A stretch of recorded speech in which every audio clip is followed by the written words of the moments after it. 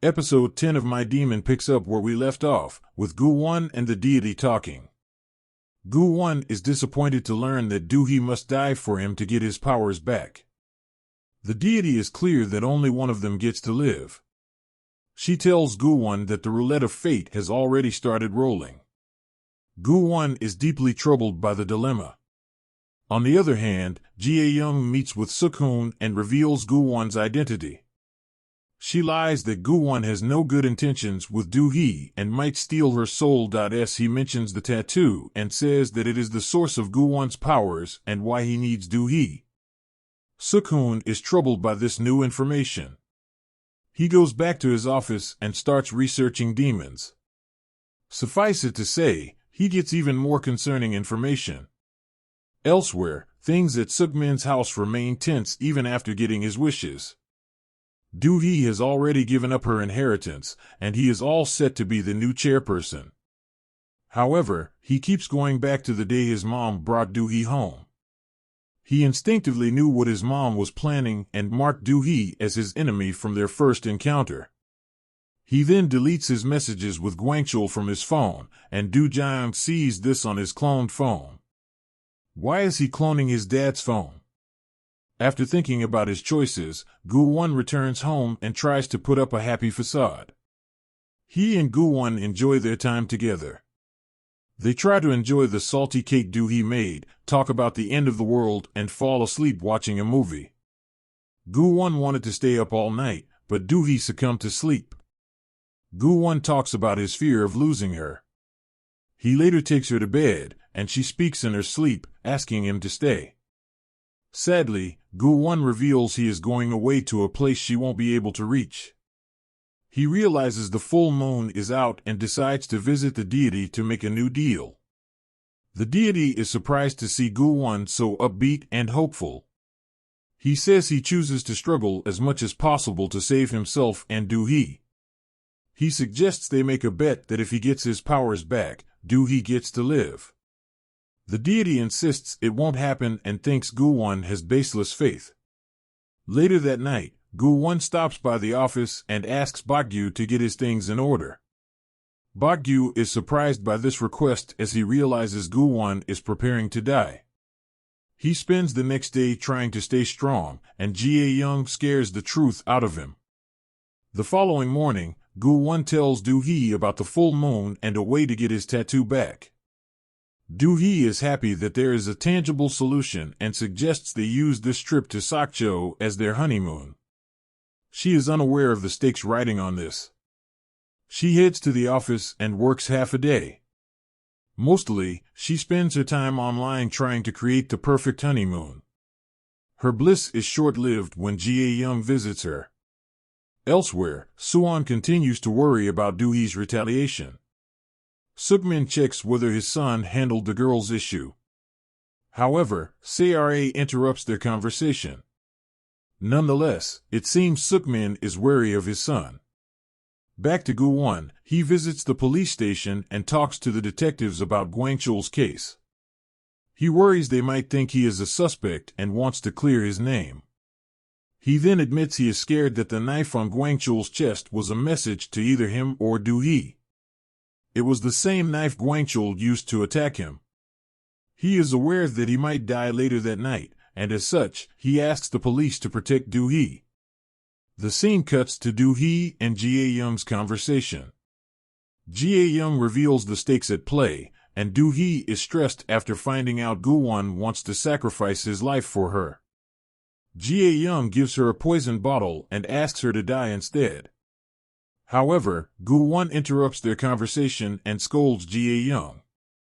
He reminds her of her place in his life, saying she is nothing to him. Ouch! On the other hand, Do-hee demands to know the truth and asks for time to think. She visits Bakgyu, and he clarifies everything for her. After mulling over it, she decides to be hopeful. She tells Gu-won they will fight till the end. Gu-won is touched and embraces her. In the meantime, Jae-young continues to be a pain.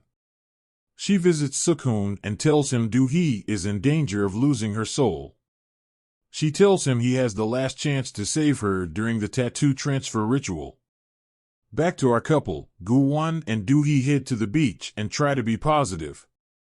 They reminisce all their moments while waiting for the full moon to rise.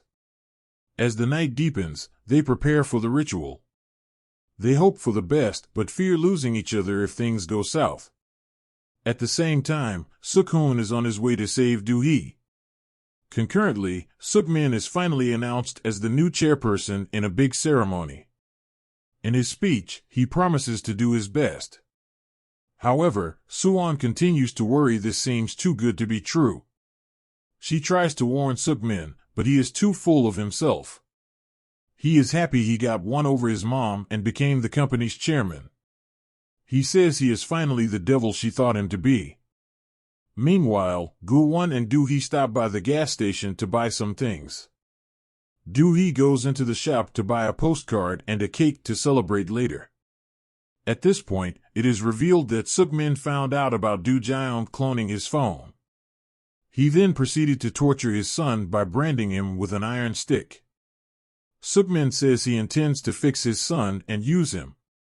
Seore hides in the room and puts on earphones to avoid hearing Do-jaeon's screams. Suk-min asks his son to prove his worth. In turn, Do-jaeon drives into the convenience store Do-hee is in while she is on a call with Suk-hoon.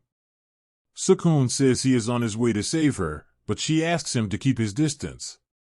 By the time Gu-won gets to Do-hee, the convenience store is on fire. Coincidentally, Suk-hoon and Jae-young arrive at the same time.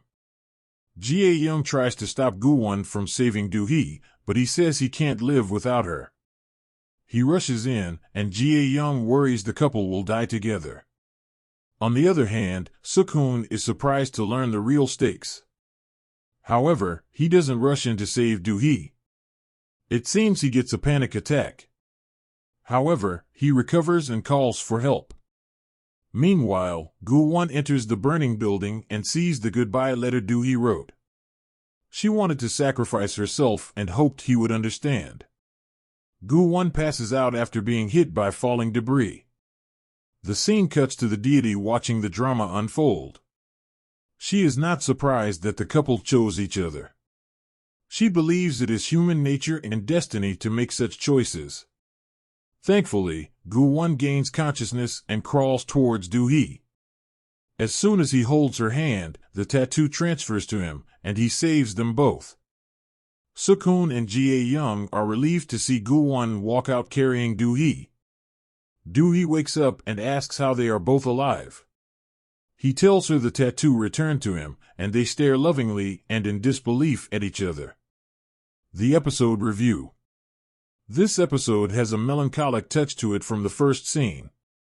Gu-won struggled with his decision but still tried to spare Do-hee from the truth. However, the messy Jae-young intervened and ruined everything. She is starting to get on our nerves. Why is she so obsessive, and why is Gu-won showing her mercy by letting her stay? We certainly didn't see that twist coming at the end. Do-jaeon is trying too hard to get his father's approval. His fate is yet to be revealed, but we hope he died in the fire. By now, it must be evident that Suk-min is the mastermind. As the stakes pile up, it is good to see Do-hee and Gu-won choosing to love and protect each other. It was heartwarming how they looked at each other in the closing scene. However, we should brace ourselves as we still have 6 chapters left. Who knows what heartbreaking twists the writers have in store for us?